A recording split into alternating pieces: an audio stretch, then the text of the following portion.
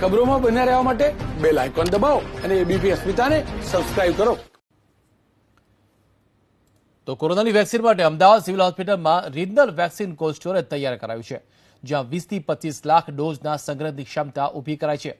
અમદાવાદના આ regional vaccine cold સ્ટોરેજમાં vaccine રાખવા નવા 50 ILR ડીપ ફ્રીઝ સેન્ટર લાવવામાં આવે છે. અમદાવાદના રિજનલ સ્ટોરેજ પરથી અમદાવાદ સાથે આણંદ, ખેડા, સુરેન્દ્રનગર જિલ્લામાં વેક્સિનેશન માટેના વેક્સિન પહોંચાડાશે. તેની સાથે જ ચારેય જિલ્લાના આરોગ્ય કેન્દ્ર ખાતે ડીપ ફ્રીજ પણ પહોંચાડાઈ રહ્યા છે. હેલ્થ વર્કરની સાથે સાથે લોકોના સીધા સંપર્કમાં આવતા એસટી, રેલવે સહિતના અન્ય વિભાગના કર્મચારીઓની પણ યાદી તૈયાર કરાઈ રહી છે. વધુ અપડેટ લઈશું અમારા સંવાદદાતા કુશાંગ સોની પાસેથી. કુશાંગ, શું ખાસ વ્યવસ્થા કરવામાં આવી છે કોરોનાની જે વેક્સિન આવી રહી છે તેના સ્ટોરેજની અને ત્યારબાદ ડિસ્ટ્રીબ્યુશનની?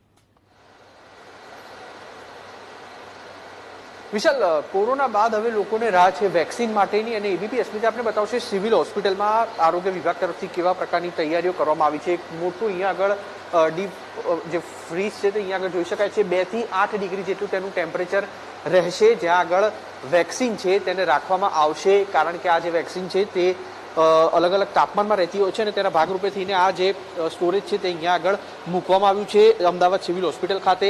આ ઉપરાંત કેન્દ્ર સરકાર તરફથી પણ હજી એક મશીન છે તે આગામી સમયમાં અહીંયા આગળ આવશે. અંદરના જે દ્રશ્યો છે તે આપણે બતાવીશું. જે પ્રકારે અંદર આ જે ડીપ ફ્રોઝન છે ત્યાં આગળ કેવા પ્રકારની વ્યવસ્થા હશે, જ્યાં વેક્સિનનો જે જથ્થો છે તે મૂકવામાં આવશે.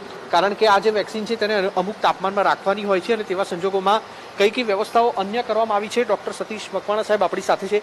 મકવાણા સાહેબ, કેવા પ્રકારની વ્યવસ્થા ખાસ તો કરવામાં આવી છે અને આટલું ઠંડુ વાતાવરણ રાખવા પાછળનું કારણ શું હોય છે? ખાસ તો આપણા અમદાવાદ રિજનની અંદર અત્યારે હાલ રસીકરણનો પ્રોગ્રામ તો ચાલી જ રહ્યો છે. અત્યારે હાલ જે રૂટીન રસીકરણનો પ્રોગ્રામ જે ખરો એ રસીને જાળવવા માટે જે પણ ટેમ્પરેચર જોઈએ, જે પણ ફ્રીજ જોઈએ તે અત્યારે હાલ આપણી પાસે ઉપલબ્ધ છે. આ ઉપરાંત ટૂંક સમયમાં જ આપણી પાસે કોરોનાની વેક્સિન આપણી પાસે ઉપલબ્ધ થવાની છે. એ રસીની જાળવણી માટે ખાસ અલગ પ્રકારનું વોક ઇન કુલર જે આપણી પાસે ટૂંક સમયમાં રાજ્ય સરકાર તરફથી અને સાથે સાથે કેન્દ્ર સરકાર તરફથી આપણી પાસે આવશે.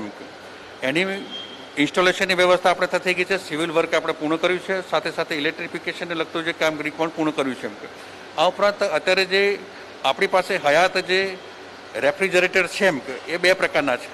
એક છે એ આઈસ લાઇન રેફ્રિજરેટર, જેના અંદર આપણે આઈસ કરતા હોય છે, અને બીજું આપણી પાસે ડીપ ફ્રીજ છે જે આપ જોઈ રહ્યા છે કે જેના અંદર આપણે બરફ બનાવતા હોય છે. કે જ્યારે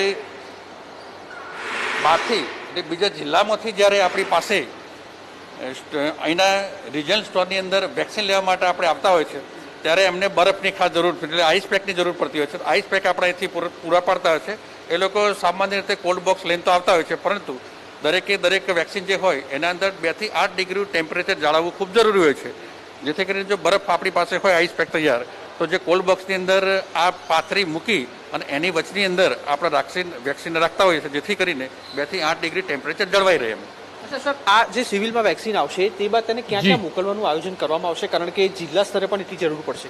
યસ સર, આપણી પાસે અત્યારે હાલ જે ઇન્ફ્રાસ્ટ્રક્ચર છે, આપણી પાસે જે ઇક્વિપમેન્ટ અત્યારે હાલ છે, તો આપણું આખું રિજન જે ખરું, રિજનની અંદર 4 જિલ્લાનો સમાવેશ થાય છે. એક તો સુરેન્દ્રનગર જિલ્લો, અમદાવાદ જિલ્લો, ખેડા જિલ્લો અને આણંદ જિલ્લો, અને સાથે સાથે અમદાવાદ મ્યુનિસિપલ કોર્પોરેશન. તો આપણી પાસે પૂરતી તૈયારી છે. અત્યારે હાલ આપણી પાસે જે વ્યવસ્થા છે, અત્યારે હાલ આપણી પાસે જે મશીન ઉપલબ્ધ છે, એટલે કે ILR, deep fridge, walk in cooler, અને ટૂંક સમયમાં ભારત સરકાર તરફથી પણ આવવાના છે. અને ગઈકાલે જ પણ 40 વત્તા બીજા 10 મોટા એમ કરીને 50 ILR આપણી પાસે આવી ગયા છે. આ બધું